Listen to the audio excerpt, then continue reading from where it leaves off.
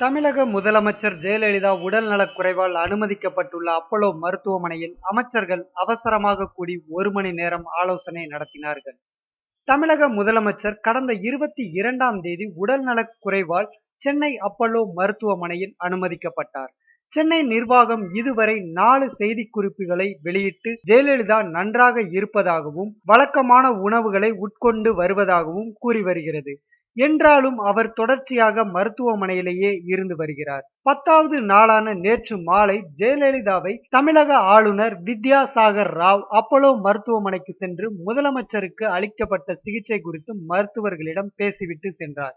இந்த நிலையில் 11வது நாளான இன்று தமிழக அமைச்சர்கள் அனைவரும் ஒரே நேரத்தில் அப்போலோ மருத்துவமனைக்கு அவசரமாக விரைந்து வந்தனர்.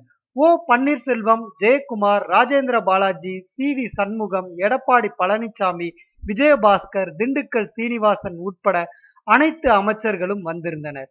அதேபோல் DGP Rajendran, Chennai police commissioner George உள்ளிட்ட காவல்துறை அதிகாரிகளும் வந்திருந்தனர். அங்கு வைத்து 1 மணி நேரத்திற்கும் மேலாக ஆலோசனை நடந்ததாக கூறப்படுகிறது. அந்த ஆலோசனைக்கு பின்னர் அனைவரும் அங்கிருந்து வெளியேறினார்கள்.